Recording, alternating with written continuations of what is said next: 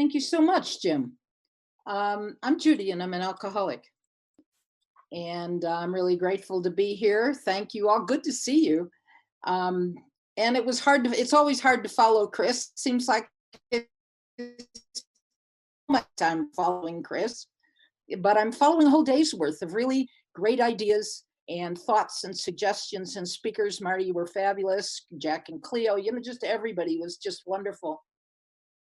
Um, So as the end of this thing, so I need to tell you a quick story first, and that was that this morning, as I usually do before I speak, I go spend some quiet time alone because left to my own brain and my own ideas, I find that I get out here and have nothing to say. So I understand that what we do has to be God centered. So I went up to my seat in my quiet space and sat down there and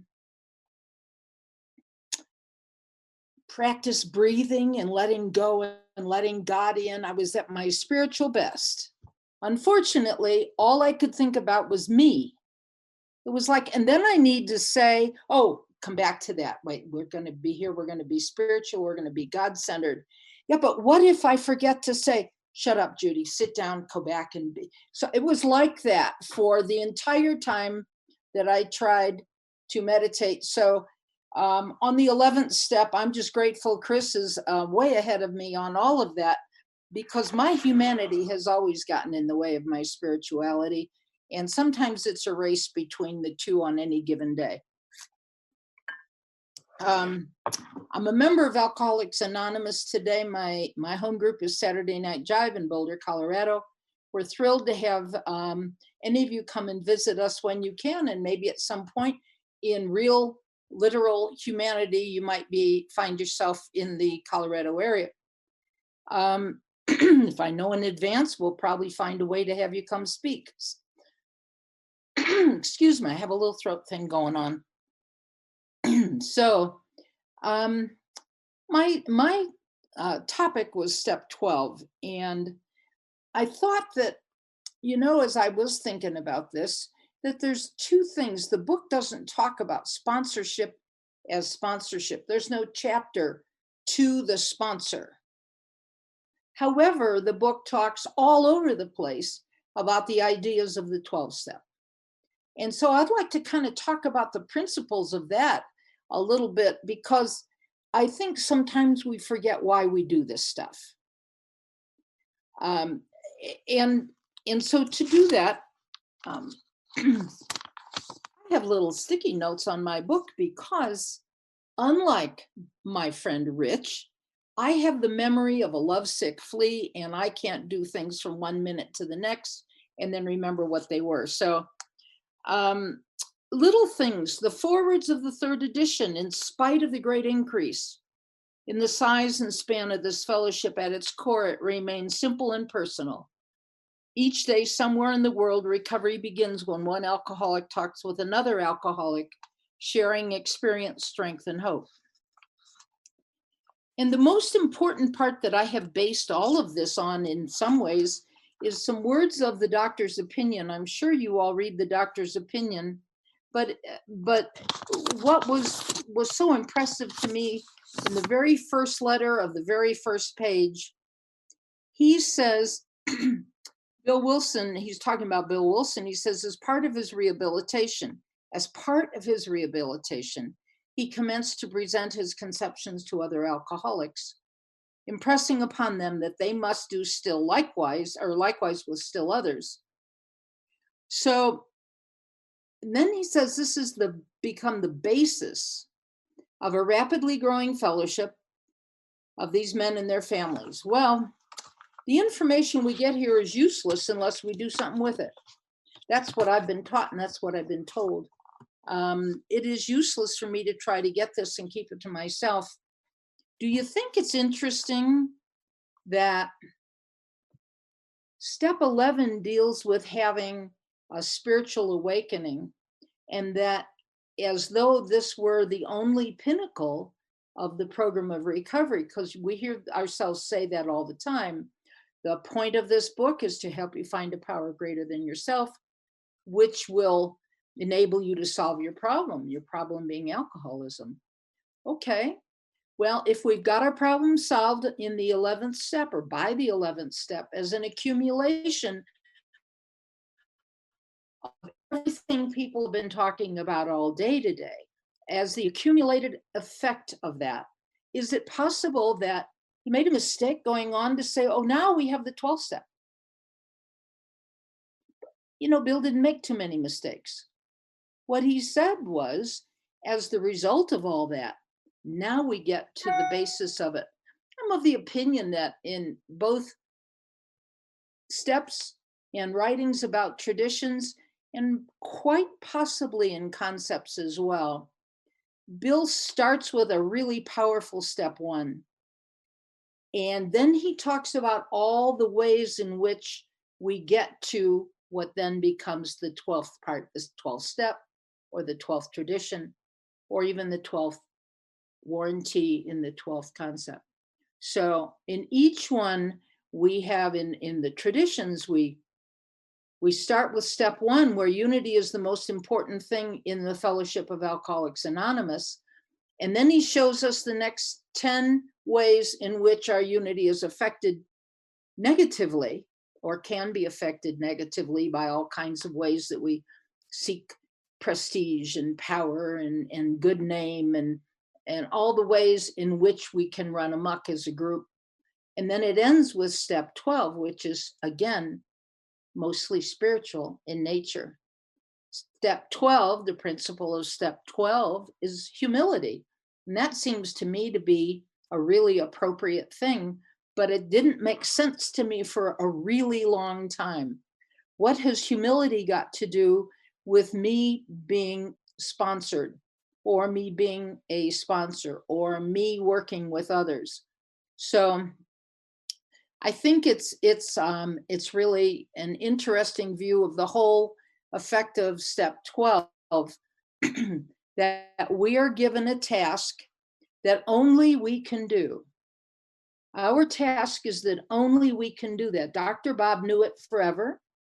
It was important that this was the first time one alcoholic had ever approached him from a place of understanding like another alcoholic could. Those of you that are all doing 12-step work, you know that.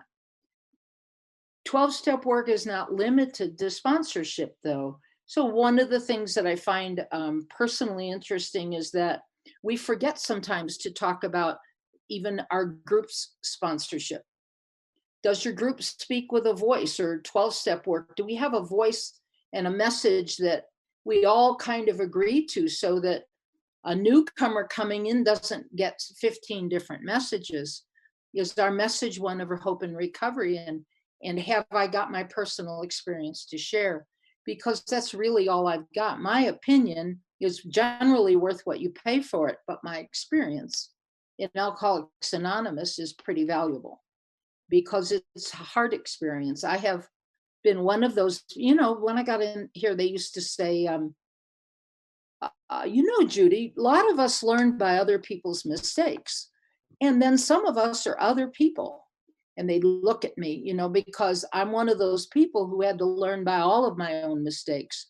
I had to learn by making failures of most of the effects of my life and of my actions.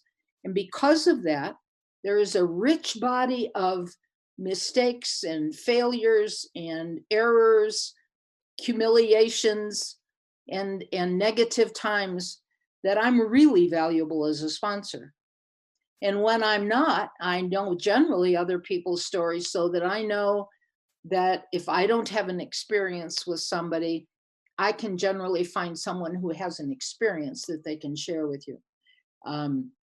Why? Because we are experiential in Alcoholics Anonymous. No alcoholic I've ever known got only, a teaspoon of defiance and arrogance. Every alcoholic I have ever known comes in unwilling to listen to anybody's shaky finger, look what's wrong with you, or to listen to the doctor's advice, or to listen to their friends, their preachers, their church members, their parents. Most of us get here with all of that having been done, and us going, not me, I'm different. So we get here, and for the first time, somebody speaks to us from the same formerly broken place. That gives us a message to share. If I can come from here and I can go to there, it's not about whether I went to head up a 500, a Fortune 500 company. It's not even, but can I come from where I was to a place of understanding and purposefulness and a sense of living with myself without shame? I go to bed at night peaceful, okay with myself as a woman, as a mother, as a member of a community, and a contributor to the life that I'm in. At least that's my goal. And I can only do that after I've done the previous 11 steps, which help kind of getting Judy out of the equation. And then I'm restored to me in many ways, but the one I brought here, that other Judy, she's been around a bit, and she came here with fear and anger and resentment and shame and guilt and all that kind of stuff that we have because of the way we've lived and because of the way we've decided to treat our fellows and divorce ourselves from God, that alienation that Chris was talking about, that separation. Most of us get here only after that kind of experience. We don't get here on our best day.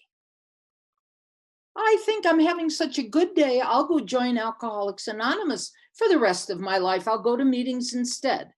Most of us don't have that as our first or second thought. We come here on the broken days. We come here with the broken bits, and we find other people who really understand that that hurts. And they don't have sympathy so much as they have empathy. They understand. Now let's move on. So you can always find, we're a bunch of saps, you know that. We always talk about frothy emotional appeal does not help us. But in fact, if you cry, we're sappy. We'll just take any frothy emotional appeal you bring, and we want to wrap you up in our big old alcoholic arms and make you safe until we get it that we don't have that kind of power, till we get that what we can do is help you find the kind of power so that you can live your life, so that you can live a life filled with joy and peace and comfort, because we have to be comfortable enough to be able to tolerate being sober. If we don't get comfortable enough, we won't tolerate being sober, and we will have to go back out. I think that's pretty obvious for most of us. And alcoholics just can't stand to be uncomfortable anyway. So that's some of the why. Why do we have this 12-step thing? Because we have to have somewhere to put the information and put the spiritual awakening that we've had. And we have to have a place to put that. It is necessary for us. So we go around looking. And I have some opinions. I'm trying to stay away from them. If I come to you separated and I work through my steps, I now get to a 12-step that demands that I reach outside myself with what you've been given me, because my love overflows. It overflows, and the spirit overflows. I've got to have somewhere to put it. And so we have to understand that the highest spiritual principle I was taught by my sponsor, the highest spiritual principle that we have is that of caring for the welfare of another human being, another one of God's kids. That's the highest spiritual principle I get to. The higher spiritual principle is not taking better care of Judy, frankly. God takes care of me. And then it's to take care of another human being. So what do I get to have? Bill talked about, he suddenly had this vision that lots of hopeless alcoholics were lying around and he might be able to help them. And then found that what he could do is help himself. So we do this. At first, we might do this working with other thing only for others. And then eventually we realize that the one who is transformed by the experience is ourselves, and we want more of it. There's a whole chapter devoted for working with others. But through the book, there are lots of things the book says about how it is we work with others. It is, for example, it says, oh, maybe I can find it. Just a second. Maybe I can find it. Somewhere in here it says that one of the joys is that when you come here, there's no meetings, no lectures to be endured, and that kind of thing. And I think, well, really, there's a whole lot of sponsorship advice in this book. My principles have got to grow. So you become the resource for me to get well. In turn, I find myself making my life better because of you. It's a two-way street. Alcoholics Anonymous is not only controversial, sometimes it's contrary. We're taught to take contrary actions to our defects of character. And then we tell people things that are in opposition to each other. Let go, hang in there. We're told this is a selfish program. And my sponsor said it is so selfish that I will get up at 2 or 3 o'clock in the morning if you call, and we could go get a cup of coffee because you need it. That's how selfish we are. And that was my sponsor's promise to me. That's what kind of selfishness looks like. It's maybe going to heal me, but it works best if it's inconvenient. People have said that today a couple of times. This works best if it's inconvenient. So I think that there are all kinds of 12-step work, and I want to talk about that a little bit because, okay, I'm going to try and separate my opinions. We've got a lot of therapy out there. Have you noticed that? And we've got a lot of treatment out there. I'm not anti-treatment, mostly, but sometimes I think that we have gotten spoiled, too lazy, and B, what has happened is that something critical in the development of a relationship between a new drunk and the program of Alcoholics Anonymous has lost its mooring. So if I come in and instead of coming to you, each of you individually, I see you on your little rectangles. I see each of you and think, if I were to bring my pitiful life and my sadness and my depression and my 3 o'clock desire to die to you, you would be there. You would be there for me because your life's at stake and my life's at stake. Both of us are tied together with a common bond. But if I call a therapist at 3 o'clock in the morning, I'm going to get the answering service.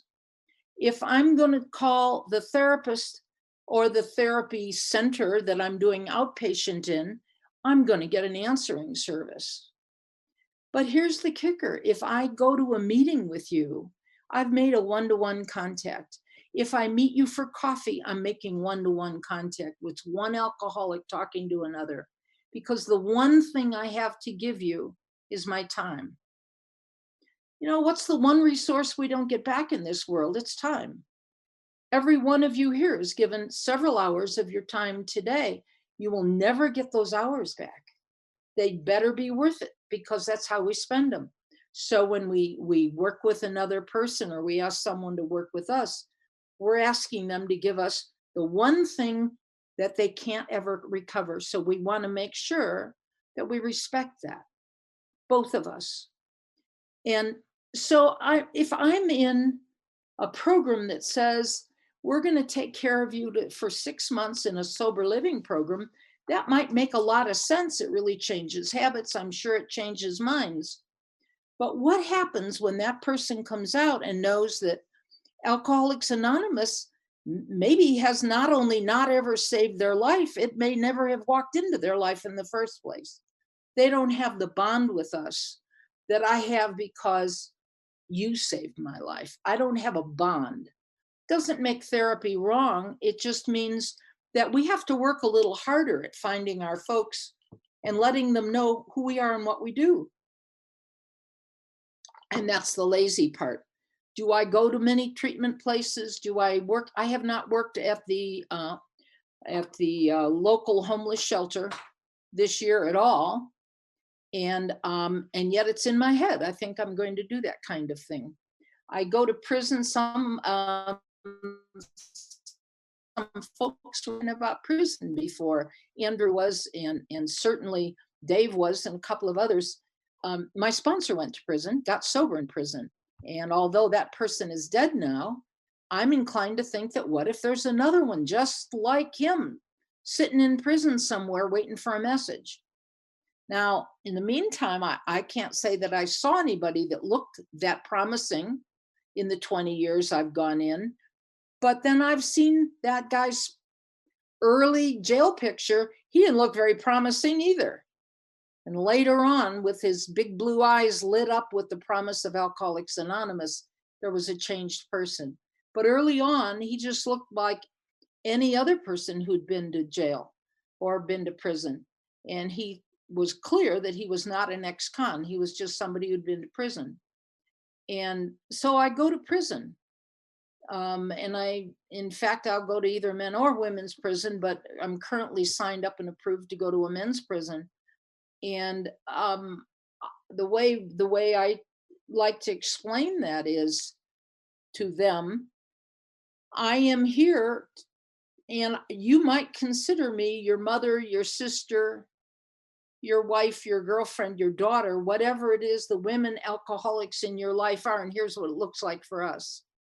Here's what it looks like for us to suffer from alcoholism. And when you get out, that's the kind of thing that you're going to be getting out to. But when you get out, there will be people just like me, and there will be men there who can offer you a way out that you can stay sober with, because they don't have experience staying sober or they wouldn't be here. One of the guys, this is a true story. One of the guys was a man who was about 50. He looked older, but he was about 50. And he had spent most of the last 30 years in prison. And his crimes were insignificant. They were small crimes, bouncing checks and DUIs and fighting or brawling. It was nothing major. Nobody serves that kind of time except prisoners who come out and have to drink, who don't know about being sober, who don't carry a message, who haven't gotten into our book or our steps or our fellowship or have had sponsorship or the promise of a better life really coming right into their face. So I want to say, don't be afraid of them. They could be your sons. They could be your husbands. Those prisoners could be the fellow members of Alcoholics Anonymous. And it's important that I say that, because I think we've built some fear that those people are somehow different than us. And somehow and the people who don't smell good, they aren't different than us either. They just don't smell good. And it's our job to teach people how to behave. We don't expect them to be coming with that knowledge already there. So I feel some kind of passion for the folks that we're ignoring. It's so much easier to wait until somebody comes with 6 months of sober living house and they're all cleaned up and they've got a little bow tie there like Jim does, and they know how to behave. They have all that stuff going on. That's just fine, except that they smell good, they smell real good, and they have got a lot of information. They haven't got it. They need us to get to the place where we can work with them. Jim, would you please tell me how much time I'm supposed to be done? I forgot to look.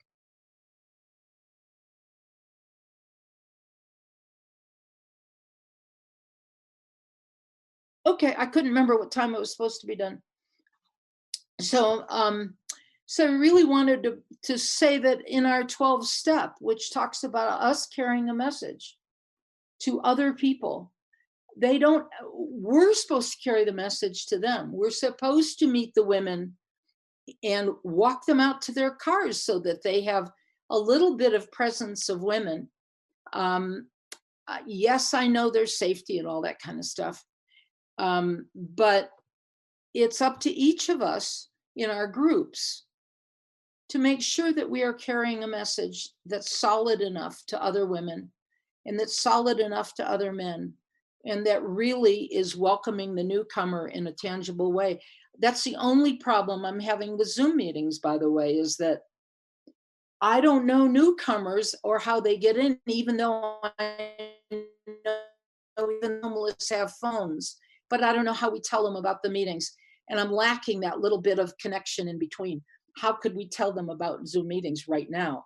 So it's something worth pondering. If you know a way, I don't. But there are lots of folks that don't have internet but do have phone. Almost everybody's got a phone. And so I think that it's an opportunity for us, especially with this. This is cost effective for people who have no money and no transportation.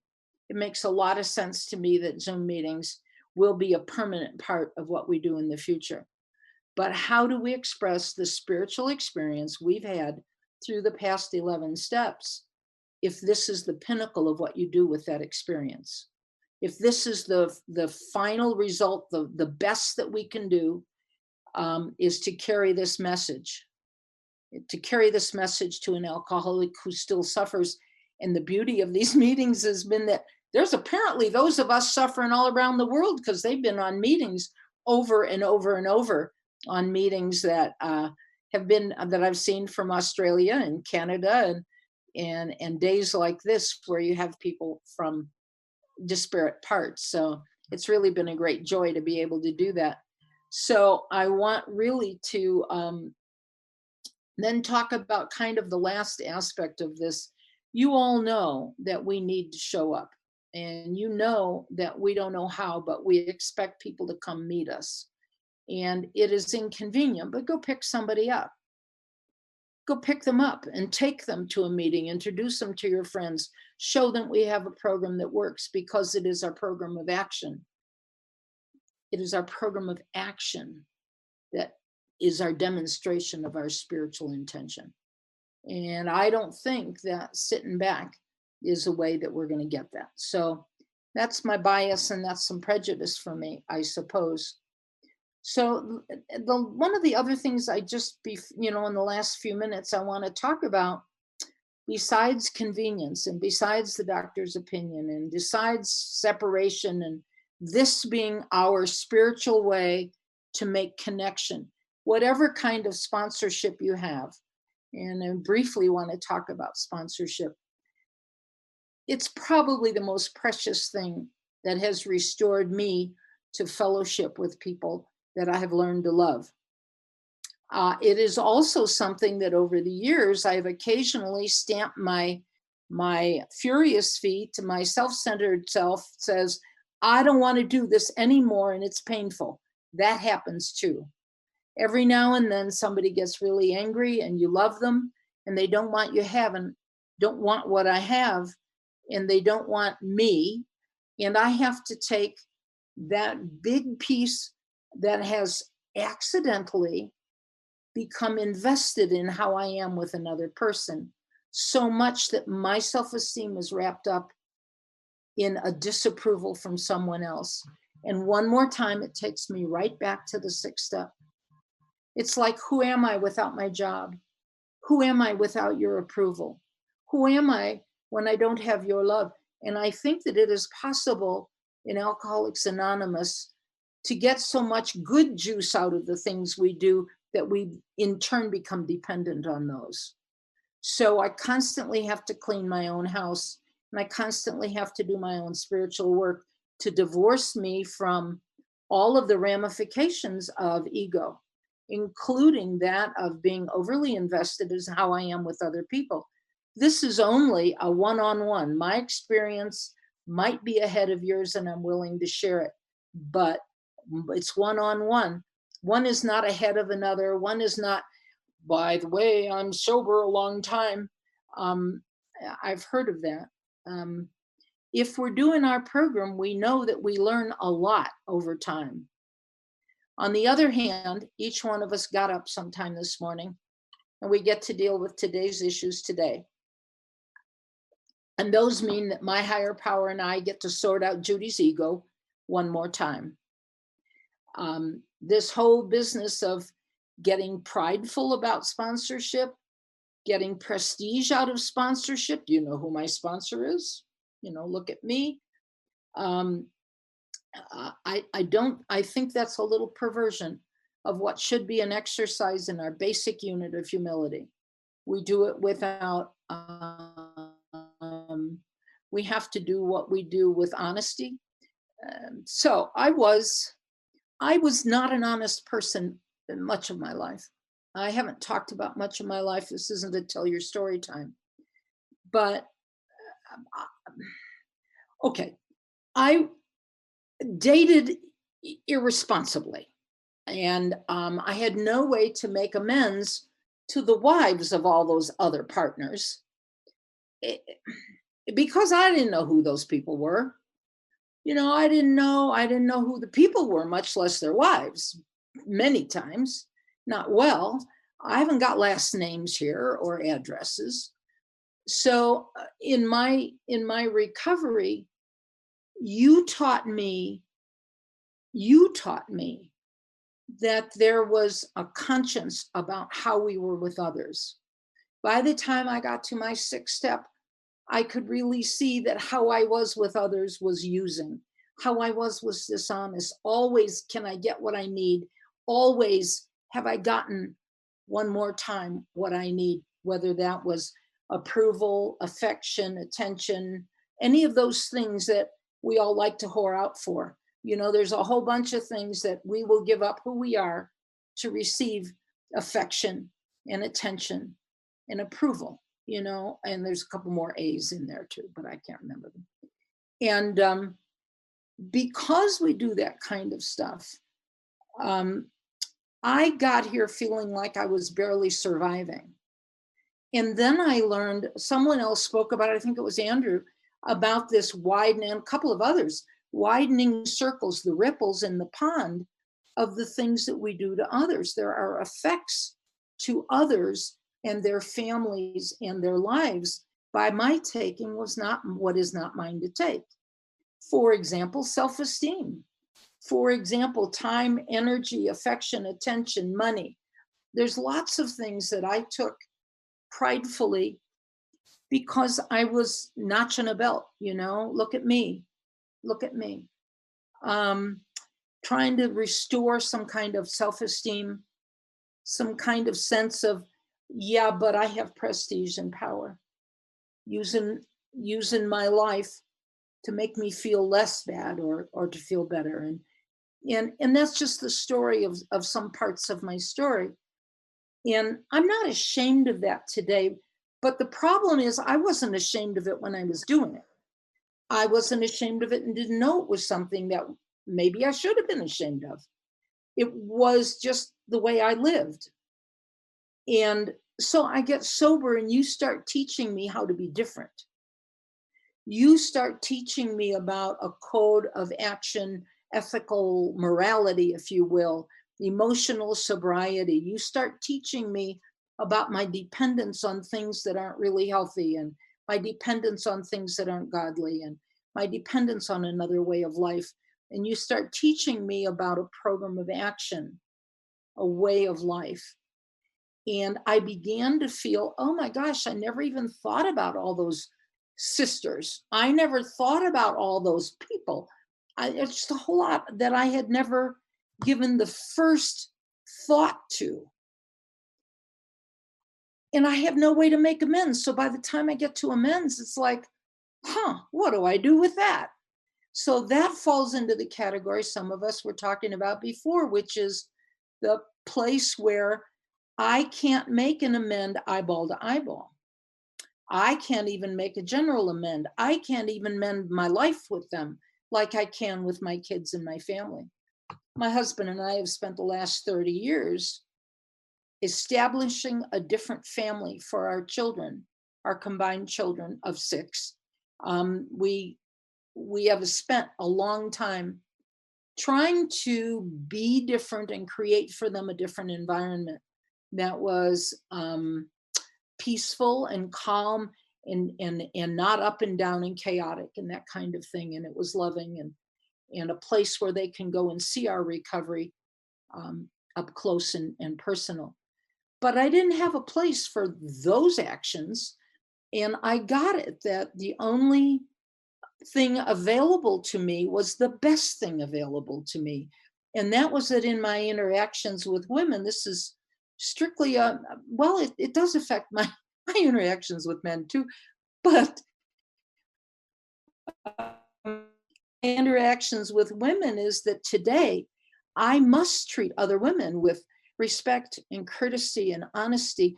I'm kind of tired of the word authentic. We use it a lot, but what I mean is an honest, straightforward ability to respect another person and not trying to be anything other than supportive and real and helpful when asked. And that's the way that I get to amend my actions towards other women in kind of a global sense. And I pray about that. And I walk in there and usually have to walk in with God sitting very close to my mouth because my mouth is always 2 steps ahead of my brain anyway. And so I have to walk in with a lot of God because I need to be a certain kind of person all the time when I'm dealing with women and not from a place of being sorry for them because I don't see them or myself as a victim.